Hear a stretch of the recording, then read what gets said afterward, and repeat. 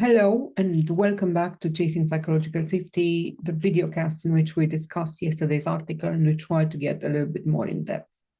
As I was saying yesterday, we are in an interesting time. We're traversing really challenging moments for the workplace at large.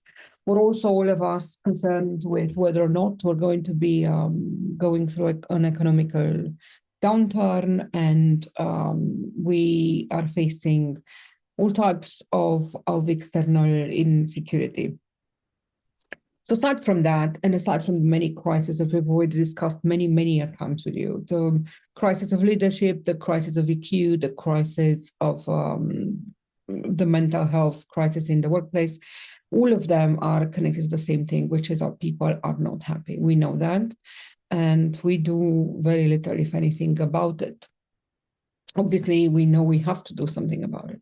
But what seems to be paralyzing everyone is a dash of a splash of, if you wish, overthinking or of using potential overthinking as an excuse.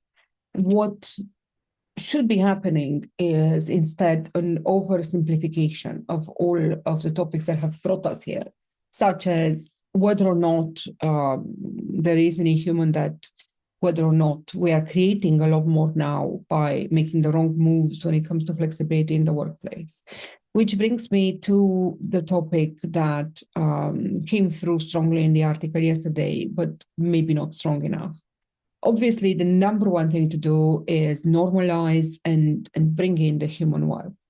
Because as we said multiple times before, and as I have made it my crusade to repeat every 5 seconds, the human work, the part of the work that's emotional, that's teamwork, that's working on ourselves, that's self-care, that's doing the team actions that are going to better your dynamic, that any of the bits that are improving our lives in terms of emotions and in terms of reactions, both personally and at work, it has been tremendously put aside and shunned in the workplace.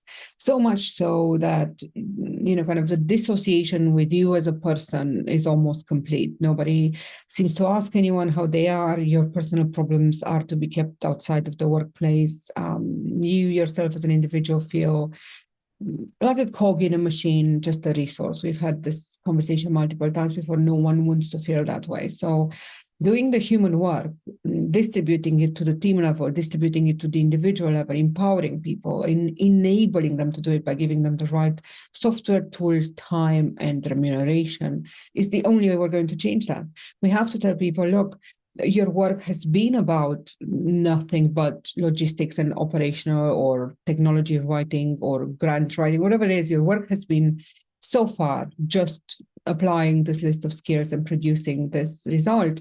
What we now understand is that the result will only be as good as we would like it to be if our people are in a certain place. So this human work has to be, like I said, distributed to the edges of the system where these teams can start doing some of the work themselves.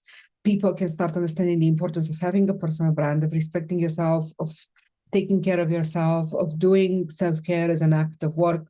And so all of these have to become normalized. That's the number one thing. And then obviously there are many things. You have to make sure that you take culture seriously. And if you take it seriously, the only thing you really need to look for is what the Aristotle project has taught you. And then you'll be grand, you'll be golden. That's all you need for a healthy and super thriving high performance culture at work, is to keep to those findings. And then obviously in general, what we want is to have no fear, to have agile organizations, to have people super involved and super engaged, passionate, and with good emotional bonds that allow them to move forward and feel supported.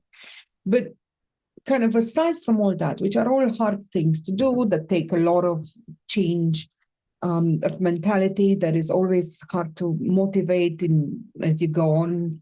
And as you try to make your way and push through the enterprise meandering lack of connection with reality, one of the things that's going to make the biggest splash, and we finally arrive at the point of this, is insisting on WHAA, which is the mnemonic or the acronym used to denote work from anywhere at any time. And that is the essence of flexibility. If you stop to think about it, 4 days a week, hybrid weeks, fully remote settings, they are all prescriptive and they are all asking a certain behavior. They are not allowing the teams to understand what's best for them. How much work is individual work? Like I said, start at categorizing work. How much of it is individual, how much of it is team. Once you're clear, as a team, decide when do you want to do those common moments? What's the most fun way to do it? What's the most productive way to do it? What's the most creative, enhancing way to do it? And do it that way. As an enterprise, all we need to do is offer these teams the ability and resources to have these exceptional meetings when they do happen. So anything other than full flexibility and having checked what you actually need to be your best self is bankrupt and is, in my opinion and our opinion, going to set you back big time. One of the first signs of this, as we said in the article, is attempting to recruit these days. I go through interviews like you all do. We're all attempting to get better talent in. And if we're going to be honest, it's not possible to do unless we guarantee hybrid, and unless we guarantee a lot better than hybrid, if we guarantee flexibility, this WHAA. As soon as you say that to an employee, the difference in their interest level is considerable, and that's from a scale-up perspective. I can only imagine at large, in a big enterprise, in a big organization that's looking for large amounts of talent, hiring at scale while not exhibiting firm and clear flexibility for all your employees would be near impossible. So I wish everyone the best of luck. It's a lot to do. I don't envy any HR professional that's on this journey, any woke CEO or any smart board that knows they have to do the well-being piece this year, because it's tough. A lot is coming up. Thankfully, you don't have to wonder if this is an emergency and an economical emergency, like I've said many times before, because what's going to start driving many organizations from here on is the appearance of this ISO 45003, which, as I said before, but I will talk about multiple times in the weeks to come, is practically a set of guidelines to help workplaces understand better what psychological safety is and how important it is to have it for their employees. But I'll leave you with that. We'll talk about it more next week. And meanwhile, just try and read the article again and see that it isn't as complicated as it sounds. We need human work. We need it normalized. We need Project Aristotle to guide our cultural needs and our cultural become our North Star from a cultural point of view. And we absolutely need genuine work from anywhere, anytime, if we want to see performance. So best of luck. Talk to you next week. Bye.